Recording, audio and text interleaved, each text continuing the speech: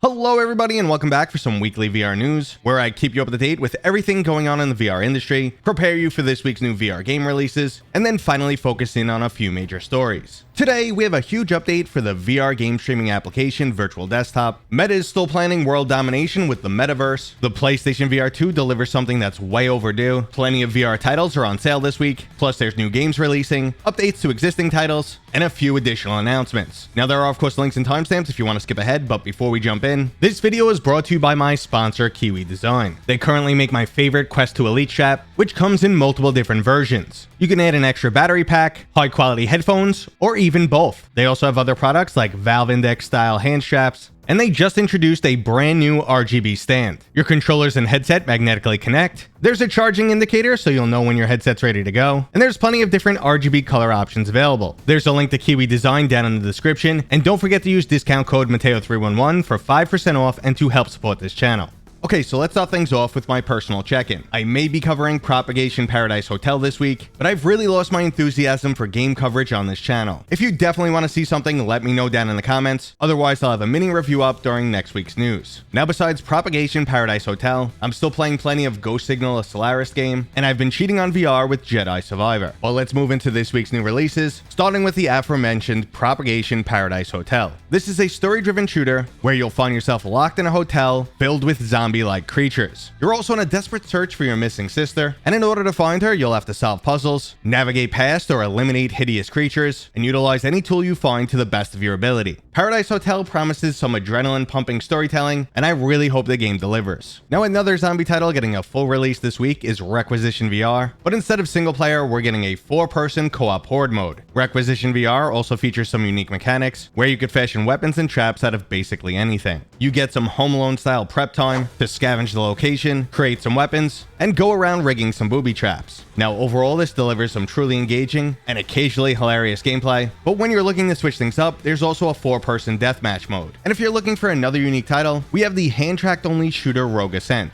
Rogue Ascent allows you to battle enemies with finger guns, navigate the world and utilize different powers with hand gestures, and then battle it out across a neon-colored world filled with an array of enemies and unique bosses. Honestly, I didn't think anyone could pull off a compelling controller-free shooter, but Rogue Ascent somehow manages to deliver. Now, that was our short but sweet list of games releasing this week, but we do have some additional announcements and updates to go over. The absolutely stunning first-person shooter Hubris will be releasing on the PlayStation VR 2 sometime this month. Now, in some respects, this game absolutely blew me away, but in others, it was a bit generic. The graphics throughout the game were top-notch. There were some truly compelling moments and interesting features, but the overall combat was lacking. Regardless, though, I still enjoyed and do recommend this title. Now, the sequel to another extremely enjoyable game, Yupitergrad, is releasing on the Pico 4 this month and will be coming to other headsets at a later date. Yupitergrad 2, The Lost Station, continues the quirky Soviet-themed space story, where you'll grappling hook parkour your way through multiple obstacles, but now they've also introduced some combat, so I'm pumped to get into this title. The original Yupitergrad was extremely fun from beginning to end, so I have some pretty high expectations for this game. But if you're looking for some more down-to-earth action, we just got the PlayStation VR 2 release date for VR Skater. Starting on June 21st, you can virtually ollie your way through this game, or practice a wide array of different tricks using motion controls. There's a skate academy for you to master your skills and take on some challenges, or you could take to the streets with free practice runs trying to earn your top scores. VR Skater is a truly unique experience that's definitely much safer than the real-life activity. And our final game announcement is for the colorful platformer No More Rainbows. Unlike other titles, you're going to be jumping around in first-person mode, and you'll be throwing yourself around in some gorilla tag style motion. Now, it's not all rainbows and sunshine here, and you will be battling your way through multiple enemies. The game is set to be releasing soon for both the Quest and PCVR, and it currently has a Q2 release window. Well, let's move into some game updates, starting with Peaky Blinders. We just got a roadmap of free updates coming this year, and it looks like this game will keep getting better and better. They recently gave us some quality of life improvements, a shooting gallery, and the ability to replay any scene, but starting on May 18th, we'll continue to get more content. Eventually, we'll have new missions, weapons, shooting galleries, areas to explore, and player customization. These updates continue all the way out until August 24th, so fans of this game have a lot to look forward to. Now, we also have the remix update for Rune's Magus, which is not only adding English voiceovers,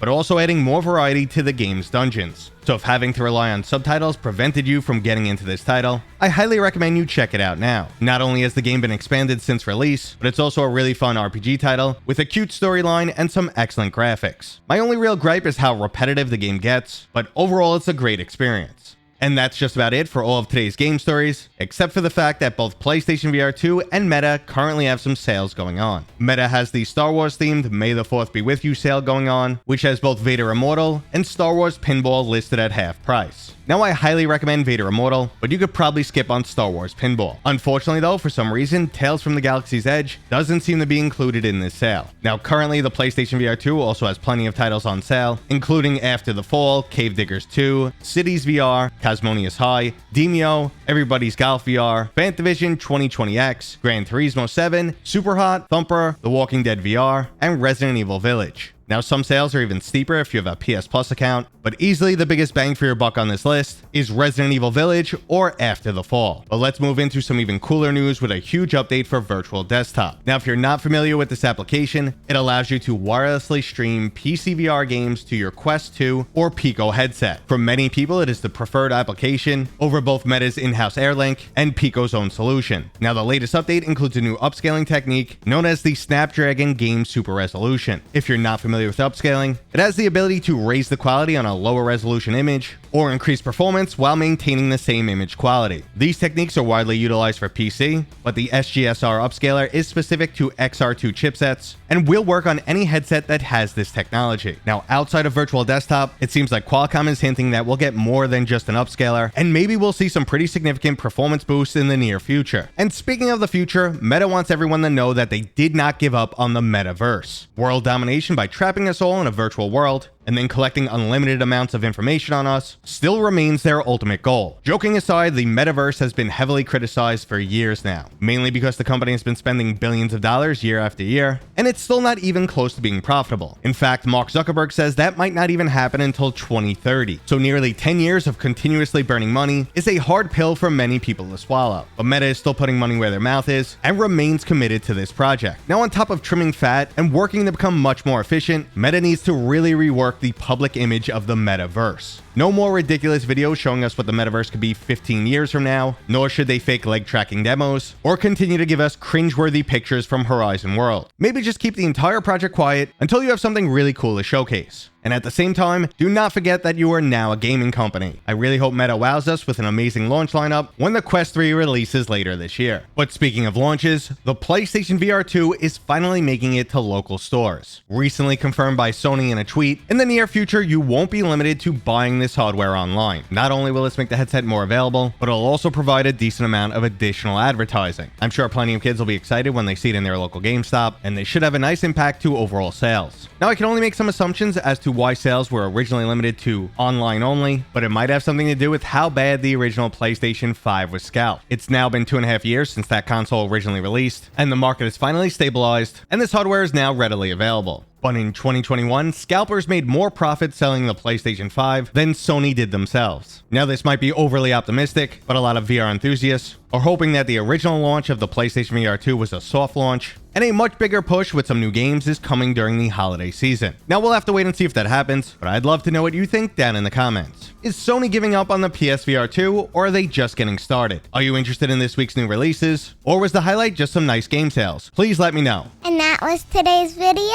brought to you by my dad, Mateo311. If you enjoyed it, please go ahead and give it a thumbs up. And if you're new here, Consider subscribing. consider subscribing. Consider subscribing. And consider subscribing. Consider subscribing. Consider subscribing. We'll see you guys on next time. We'll see you guys on next time.